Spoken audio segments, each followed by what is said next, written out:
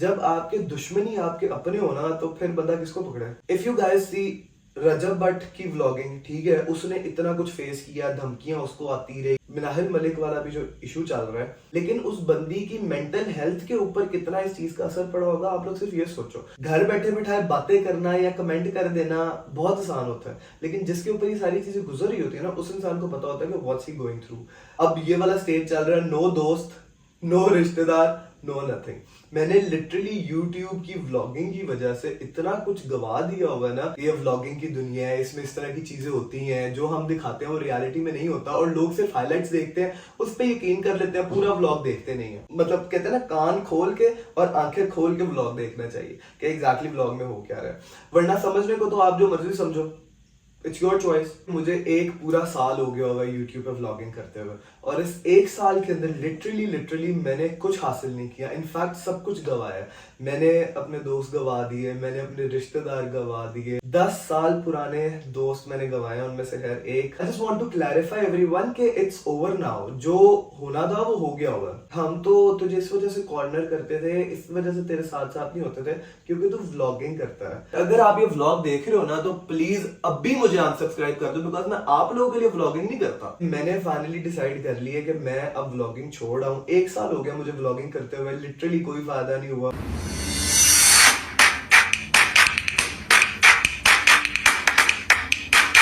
अस्सलामुअलैकुम YouTube family, क्या हाल है जी आप सब लोगों का। Well you guys might be surprise कि पिछले 1 हफ्ते से मेरा कोई भी व्लॉग नहीं आ रहा और कोई अपडेट नहीं है, कोई चक्कर ही नहीं है। द रीज़न इज़ के एज यू गाइज नो कि लाहौर में स्मोक चल रही है और उसकी वजह से काफ़ी ज़्यादा लोगों की तबीयत ख़राब हो रही है। एक अपडेट के अंदर मैंने ये भी सुना है कि living in Lahore for 1 day is like smoking 25 cigarettes each day. तो yes, that affected me as well. I am not well, I am sick, और काफ़ी ज़्यादा तबीयत ख़राब थी। व्लॉग बनाने की भी हिम्मत नहीं हो पा रही थी। व्लॉग्स तो खैर बने पड़े हुए, लेकिन उनको एडिट करने की हिम्मत नहीं हो पा रही थी। उसके अलावा there is one big reason जिसकी वजह से कोई व्लॉग नहीं आ रहा था। वो रीज़न अब ये है कि जब से मैं बैंकॉक से वापस आया हूं ना, बैंकॉक वाला trip for me was miserable. ऐसी ऐसी चीजें हुई हैं, ऐसे ऐसे लोगों की रियलिटीज देखने को मिली हैं जिनके बारे में मैंने कभी सोचा भी नहीं था। तो बैंकॉक वाला जो ट्रिप था ना, वो बहुत ही हॉरिबल था। अब आज वाली वीडियो के अंदर मैं आपको बताने वाला हूँ कि ऐसा क्या हुआ था वहां पे, इनफैक्ट वहां से वापस आके भी, जिसकी वजह से I am planning to quit YouTube vlogging forever. तो सीन कुछ यूं है कि मुझे एक पूरा साल हो गया होगा यूट्यूब पे व्लॉगिंग करते हुए, और इस 1 साल के अंदर लिटरली मैंने कुछ हासिल नहीं किया, इनफैक्ट सब कुछ गवाया।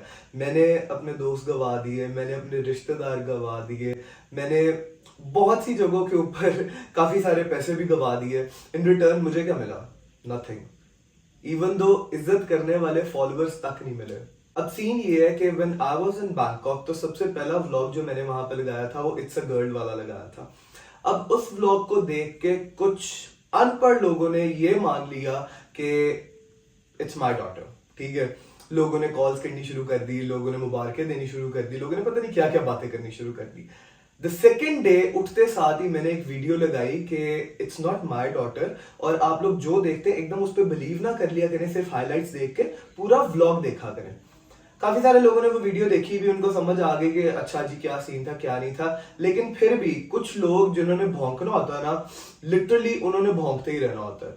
दे केप्ट ऑन, जिसको कहते हैं ना चेज़े लेना, वो चेज़े लेते रहे।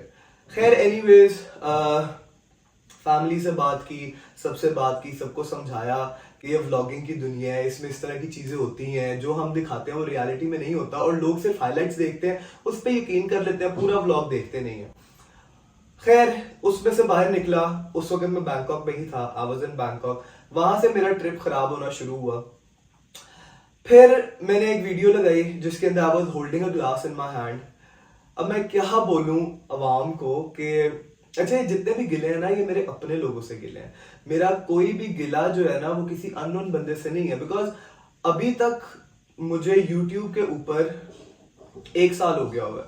इस 1 साल के अंदर मैंने आपको 2-3 दफा लंदन दिखाया, 2 दफा उम्रे पे गया, 4-5 दफा, इनफैक्ट अनगिनत दफा मैंने आपको दुबई दिखाया, मैंने इजिप्ट दिखाया, मैंने जॉर्डन दिखाया, मैंने और कौन सी कंट्री, हाँ ज़ियारतों के ऊपर गया, फिर उसके बाद बैंकॉक दिखाया, मैंने काफी सारी कंट्रीज विजिट करवाई।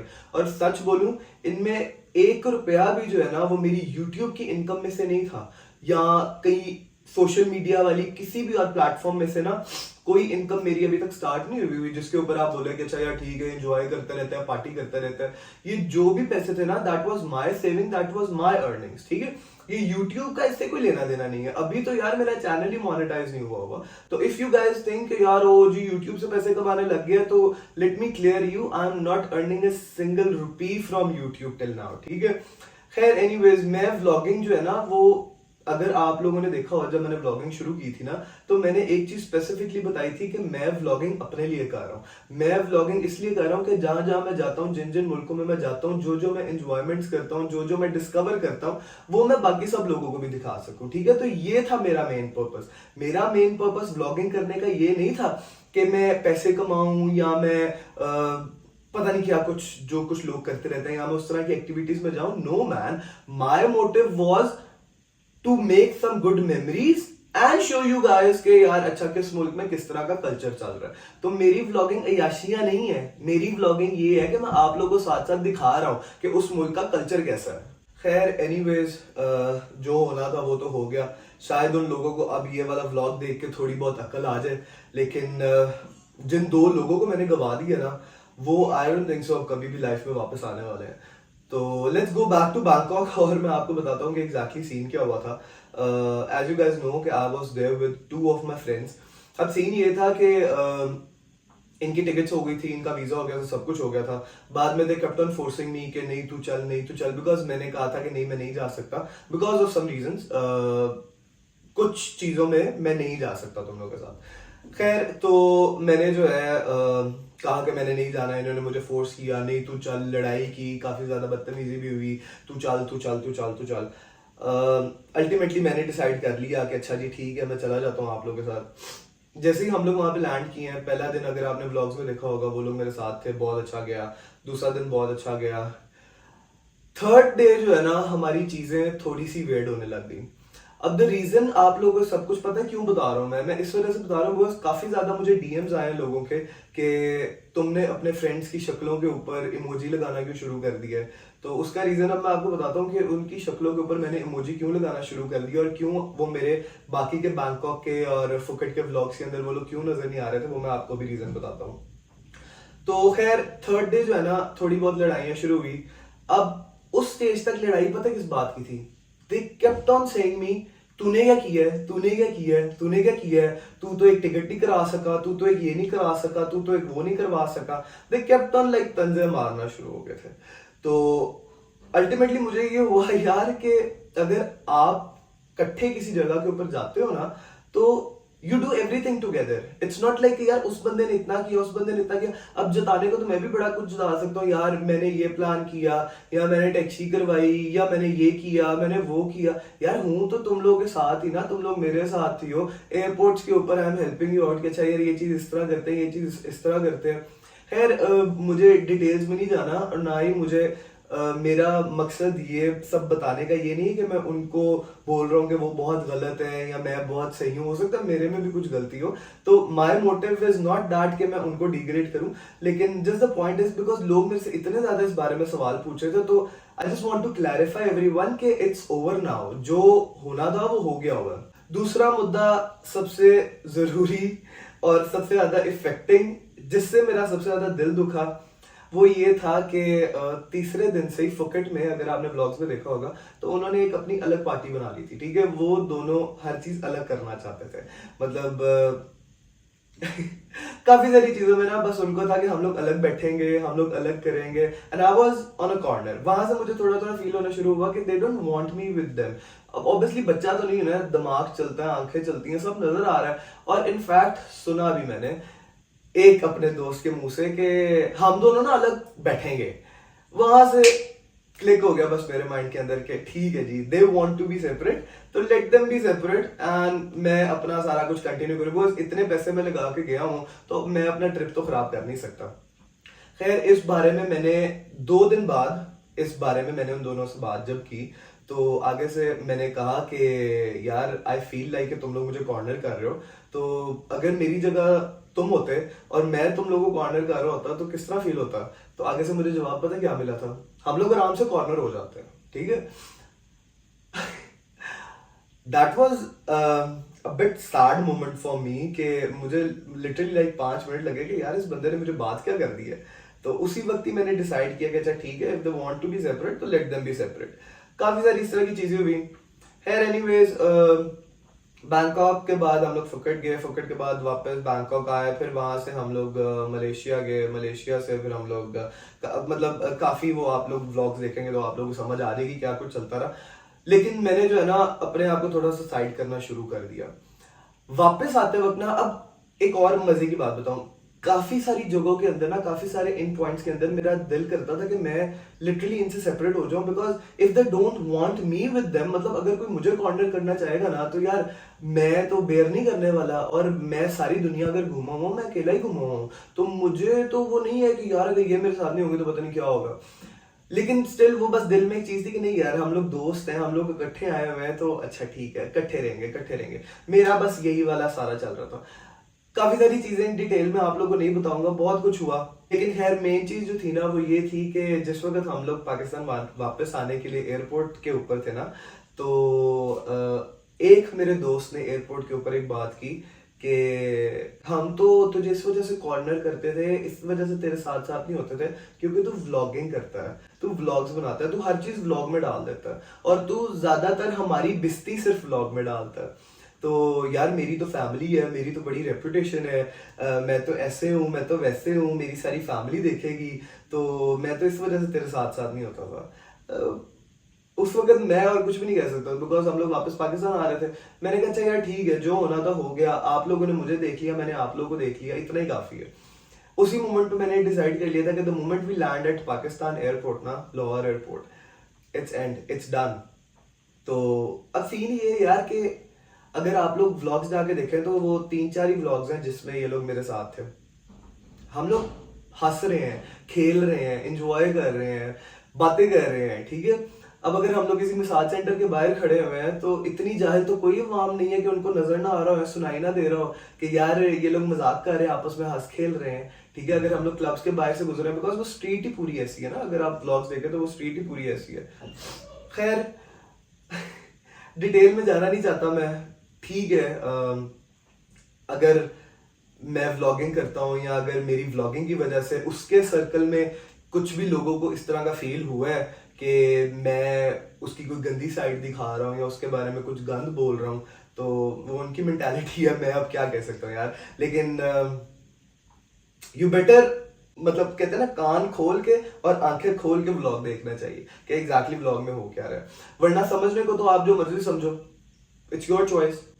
खैर जैसे ही हम लोग पाकिस्तान में लैंड हुए, मैं निकल गया, बस साइड हो गया। उसके बाद से वो अपने रास्ते में अपने रास्ते। 10 साल पुराने दोस्त मैंने गंवाए, उनमें से खैर एक 10 साल पुराना दोस्त था मेरा, उसको मैंने गंवाया।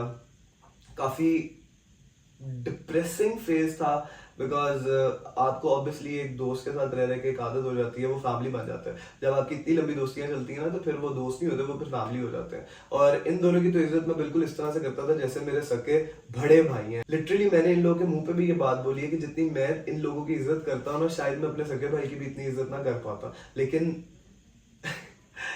कोई बात नहीं, व्हाट्स गॉन दैट्स गॉन। तो अब ये वाला स्टेज चल रहा है, नो दोस्त, नो रिश्तेदार, नो नथिंग। मैंने लिटरली यूट्यूब की व्लॉगिंग की वजह से इतना कुछ गवा दिया होगा ना इस 1 महीने के अंदर अंदर कि बंदा वैसे ही मेंटली डिप्रेस हो जाता है कि यार what the dash is going on. लेकिन फिर हिम्मत पता कहां से आती है? इफ यू गाइस सी रजब भट्ट की व्लॉगिंग, ठीक है, उसने इतना कुछ फेस किया, धमकियां उसको आती रही, पिछले दिनों उसकी वो मारकुटाई वाला सीन उसका चलता रहा, काफी सारी चीजें यार चलती रही हैं कि काफी सारे एलिगेशंस यार लगते रहे। इवन तो रजब भट्ट के ऊपर भी, बिकॉज वो आजकल बहुत ज्यादा ट्रेंडिंग में जा रहा है, उसके ऊपर भी लोग बहुत ज्यादा एलिगेशंस लगाते हैं, जो उसने ये कर दिया, उसने वो कर दिया फेम लेने के लिए। पुठी सीधी बातें उसके बारे में कर देते हैं, फेम लेने के लिए पुठा सीधा कंटेंट उसके बारे में बना देते हैं, and that person is bearing all this, ठीक है। उसके अलावा अगर हम बात करें ना, तो यार लोगों ने तो डकी को भी नहीं छोड़ा था, ठीक है। डकी भाई की वाइफ के साथ जो कुछ हुआ, लोगों ने वीडियोस लीक कर दी, फेक वीडियोस थी, वो ऑब्वियसली सारी दुनिया को पता चल गया, लेकिन उस बंदे ने बहुत एलिगेंस से वो चीज हैंडल की, उस बंदे ने उसकी जड़ को पकड़ा, ठीक है। तो लेकिन बात पता कहाँ आती है, जब आपके दुश्मन ही आपके अपने हो ना, तो फिर बंदा किसको पकड़े। तो मेरे साथ तो यही सीन चल रहा है कि अभी तो मेरे इतने सब्सक्राइबर्स भी नहीं है और ना ही मेरी इतनी फैन फॉलोइंग चल रही है, लेकिन दुश्मन इतने दुश्मन है कि यार बता नहीं सकता मैं। मतलब हर बंदे को मेरी चीजों से मसला है। एक और मजे की बात बताता हूँ आप लोगों को, कि मैंने अपने व्लॉग में ना एक वर्ड बोला था, मुर्दार। क्या आप मुर्दारों की तरह लेटे हुए हो।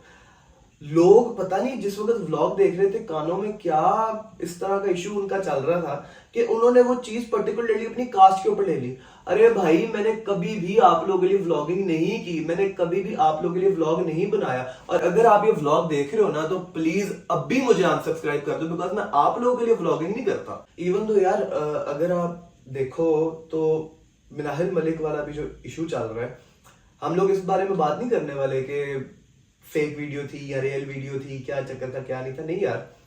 लेकिन उस बंदी की मेंटल हेल्थ के ऊपर कितना इस चीज का असर पड़ा होगा, आप लोग सिर्फ ये सोचो। उसकी फैमिली की मेंटल हेल्थ के ऊपर इस चीज का कितना असर पड़ा होगा, आप लोग सिर्फ ये सोचो। मतलब घर बैठे बैठाए बातें करना या कमेंट कर देना बहुत आसान होता है, लेकिन जिसके ऊपर ये सारी चीजें गुजर रही होती है ना, उस इंसान को पता होता है कि व्हाट्स ही गोइंग थ्रू। खैर, अब सीन ये है कि मैंने फाइनली डिसाइड कर लिया कि मैं अब व्लॉगिंग छोड़ आऊं। 1 साल हो गया मुझे व्लॉगिंग करते हुए, लिटरली कोई फायदा नहीं हुआ।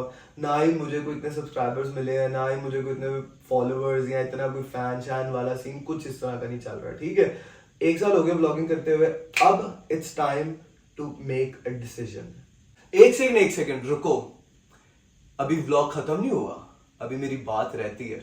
और मेन बात पता है क्या है, इतना सब कुछ गंवाने के बाद आप लोगों को लगता है कि मैं व्लॉगिंग छोड़ दूंगा। अब you will see the devil part of me.